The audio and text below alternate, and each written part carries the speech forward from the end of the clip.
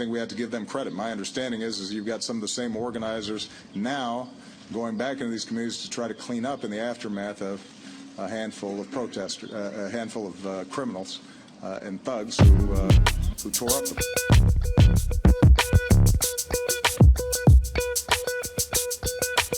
Radical left criminals, thugs. And thugs who tore up the place. Radical left criminals, thugs. And thugs who tore up the place. Radical left criminals, thugs. And thugs who tore up the place.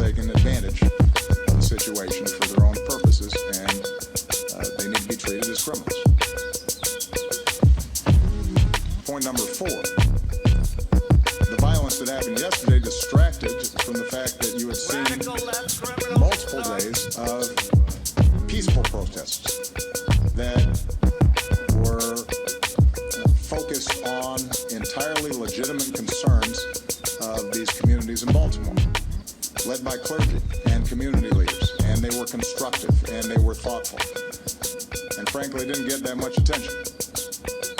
And one burning building will be looped on television over and over and over again, and the thousands of demonstrators who did it the right way, I think, have been lost in the discussion. The overwhelming majority of the community in Baltimore, I think, have handled this appropriately, expressing real concern and outrage over the possibility that our laws were not applied evenly in the case of Mr. Gray, and that accountability needs to exist. Radical left criminals, thugs, and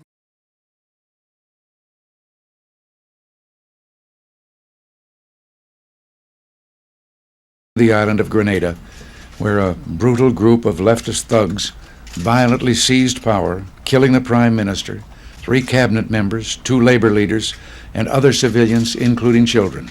The coup, which only took a few hours, was carried out by the New Jewel movement. Its members are mostly young, left-wing lawyers and intellectuals. The group formed 7 years ago and quickly won widespread public support to challenge Sir Eric Gary's Grenada United Labour Party. Their leader is a 34-year-old London-trained barrister, Maurice Bishop, now Grenada's self-imposed Prime Minister. He told the press what made him strike when he did. We had received information on the Saturday before the Tuesday that the intention of the government was to search us and detain us. We decided to go underground. While we were underground, more information came to us on the Monday morning that the plan was that Gary was going to flee the country, leaving orders to have our leadership killed. We therefore, around 3 o'clock, summoned a council, a meeting of our top cadres, and there and then the decision was taken that we should move rather than wait to be killed. Brutal group of leftist thugs. Radical left criminals, thugs. And thugs who tore up the place.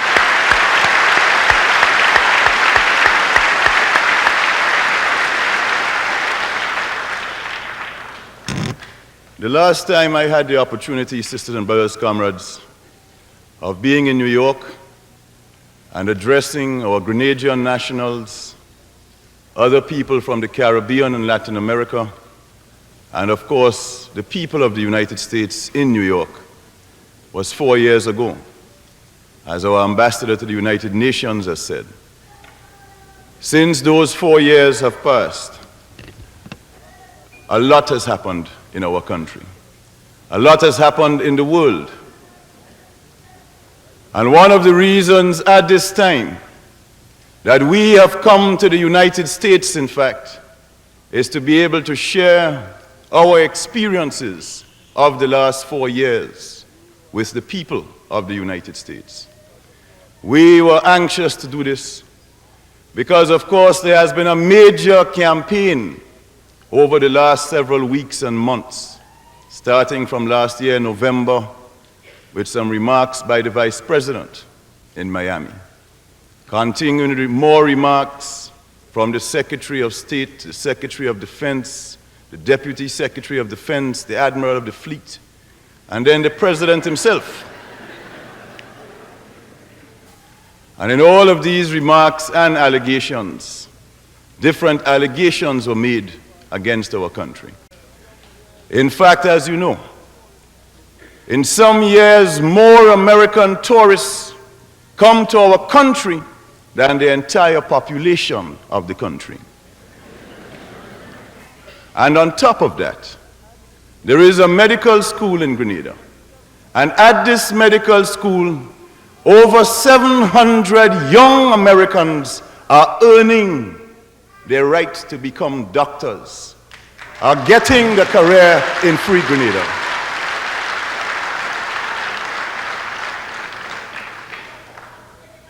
So from our point of view, clearly bad relations do not make sense.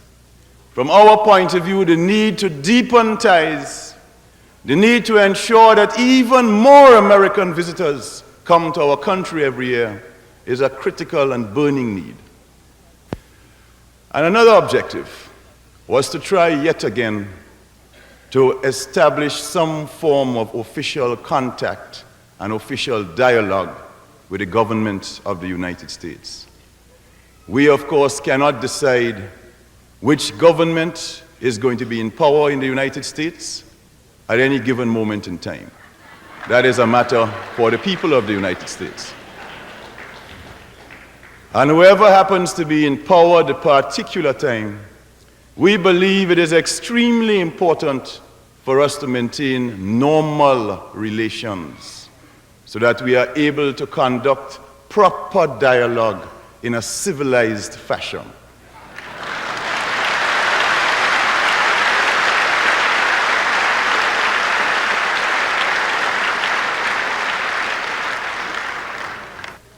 There is a need for some kind of mechanism to be established.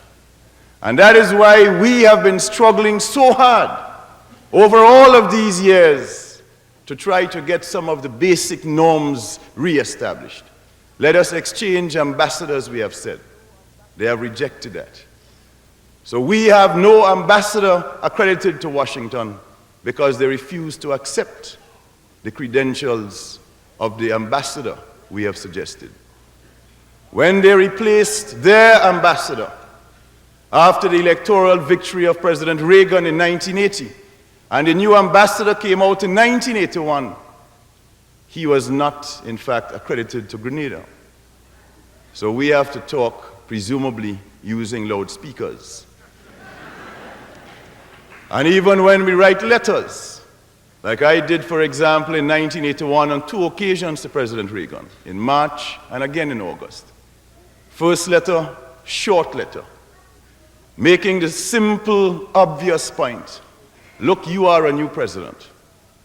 We had hoped that as a new president, you would have taken a new look at the situation, that you would have been anxious to start off on as good relations as you can with all countries around the world.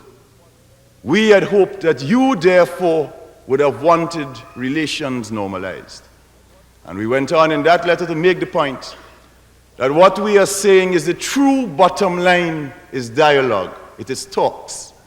Therefore, let us get these talks going. We are proposing no agenda with any preconditions. Let us look at all questions. Let us put them all on the table. Let us see what you perceive as problems. We will tell you what we perceive as problems. Let us see if in the course of those discussions we can narrow down differences so at least the new beginning that is made will be begun on a basis of mutual understanding with less distrust and less suspicion. No reply to that letter. So the fact is, sisters and brothers, we have had this long, long history of trying to see in what ways relations could be normalized, of working very hard at trying to get some form of dialogue going, and we have had very little success. In all of the developed, industrialized countries, there is greater and greater unemployment. And as this unemployment goes deeper and deeper into the society, the people who feel it the most are the poor and working people. The massive cutbacks.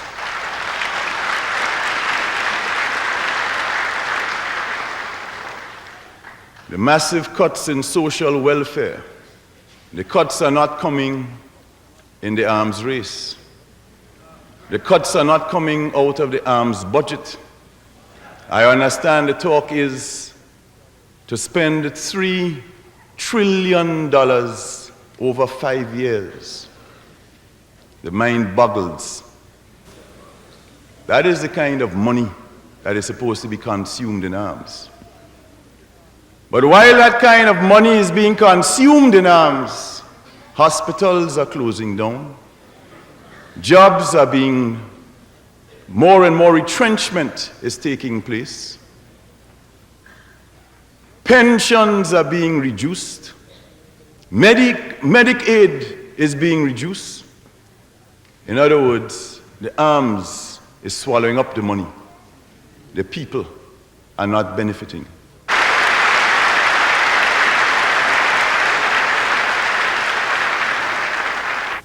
The last year of Gary, 1978, the capital investment program was $8 million. The first year of the revolution, that figure was more than doubled. It went to $16 million. The second year of the revolution, it was doubled again. It went to $39.9 million. And by this time, the experts were saying that is impossible. You don't have the resources, you don't have the management, you don't have enough tractors, you don't have enough trucks, you don't have enough engineers. You can't possibly do it. You all were only lucky in 1979 when you doubled Gary own. And you're only lucky in 1980 again when you double your own. And then when we went in 1981 and we double it again, they say, well, we don't know if it's luck, but something is wrong. You all can't do that again. And then last year in 1982, it went up to over 100 million. And then we gave them the secret. We told them that in a revolution, things operate differently in the normal situation.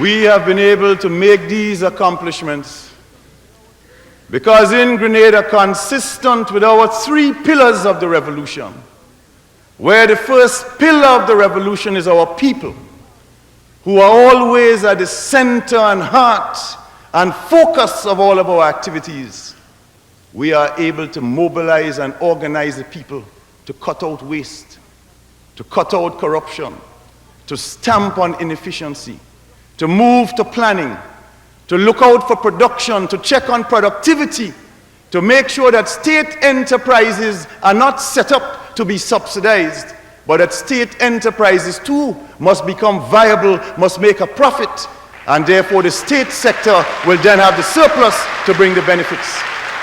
Brutal group of leftist thugs. Radical left criminals, thugs. Lately there has been no spring, no summer, and no fall. Politically and philosophically and psychologically, there has only been the season of ice. It is a season of frozen dreams and frozen nightmares, a scene of frozen progress and frozen ideas, frozen aspirations and inspirations. They call the season winter. We call the song Winter in America.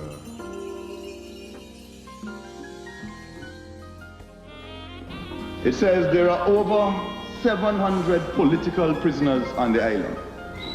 The number of prisoners far exceeds the capacity of the jails. So Bishop has ordered the construction of prison farms similar to those existing in Cuba. We have some prison farms now. They are warehousing prisoners in semi-trailers received from Cuba, in which they hold them for many hours under the intense heat of the sun that practically cooks them. We're cooking prisoners now in warehouses. This is the same year when, if you drive around Grenada, you see the most amount of signs of activity of building. When more and more nationals from abroad are coming back home and building new houses. When more and more activity is going on in all of the other areas in terms of the programs of the revolution. In the Caribbean, we above all seek to protect those values and principles that shape the proud heritage of this hemisphere.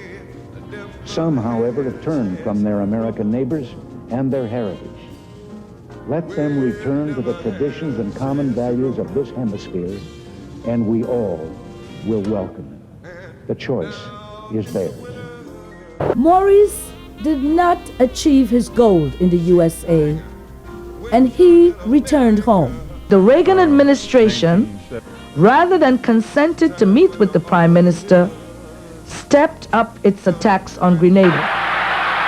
June 19, 1980 was another occasion for counter-revolutionary destabilization. A bomb was placed where thousands of Grenadian patriots had gathered. This bomb was placed and intended to eliminate and to make a mass murder of the Grenadian leadership. It did not do that, but 3 women were murdered. Kai Miller.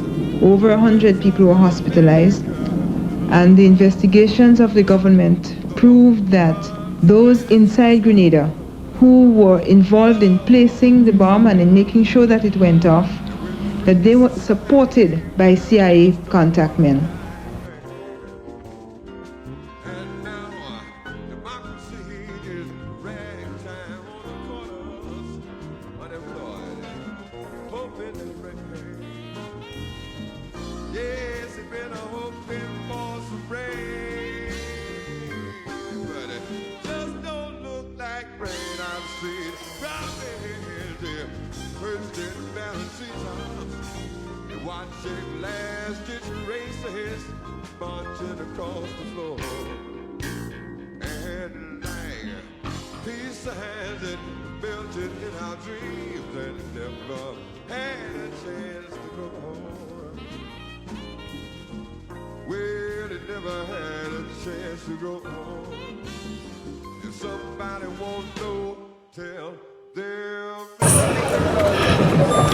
The Honorable Ralph Gonzalez, Prime Minister of the Commonwealth of Dominica, the Honorable Roosevelt Skirt, Vice President of Cuba, the Honorable Esteban Hernandez, Minister of Tourism and Civil Aviation, the Honorable Peter David, Cabinet Ministers, President of the Senate, Speaker of the House, members of the Diplomatic Corps, distinguished guests, brothers and sisters of Grenada. On behalf of the Bishop family, Alimenta Bishop, Maurice's mother, Anna and Maureen, his sisters, Angela, his wife, and his children, John and myself, I say thank you for recognizing and honoring Maurice Bishop by naming our airport the Maurice Bishop International Airport. We are deeply grateful for this honor in the name of our son, brother, husband, and father, the late Prime Minister, Maurice Bishop. I vividly remember Daddy's excitement as he looked at the initial drawings of this place where we're standing today. But even though he had the vision, this airport would not exist without the dedicated efforts of many others. We wish to acknowledge and thank the Grenadians who worked so very hard to build this airport. We thank the Airport Development Committee under the very capable leadership of Ma Simeon and their many fundraisers and helpers for their enormous effort and commitment. We thank our Cuban brothers and sisters who worked tirelessly side by side with us. We are deeply and eternally grateful to the government and people of Cuba. We know all that you sacrificed for us. Thank you.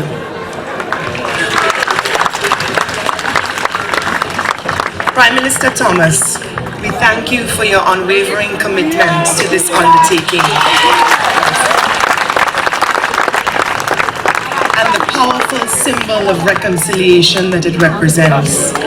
Your actions are the hallmark of exemplary statesmanship and courage. Thank you. Minister Peter David, we are indeed grateful for your persistent efforts to ensure that this day became a reality. Thank you. We thank Terry Marichaud and all of the lifelong supporters of Maurice Bishop who have always advocated for and look forward to this day when Maurice would be honored by naming this airport, because he was the one who made it from a vision into reality. Thank you. We would also like to thank Lyden Ramdani, whose dedicated service to my father continues over 25 years later to today in his regard for and treatment of our family. Thank you. Finally, we thank the people of Grenada. In you, Maurice Bishop found his purpose and his passion for living, the great love of his life. It is and because of his hopes for you, he dreamt big and he aimed high. You gave him the fuel and the courage to be a David to Goliaths in his midst. It is because of his valiant efforts for you that his name is remembered here today. Through his love and his sacrifice for you, he became the man he was destined to be. It is because of you, brothers and sisters of Grenada, it is because of you that he lives on. Thank you.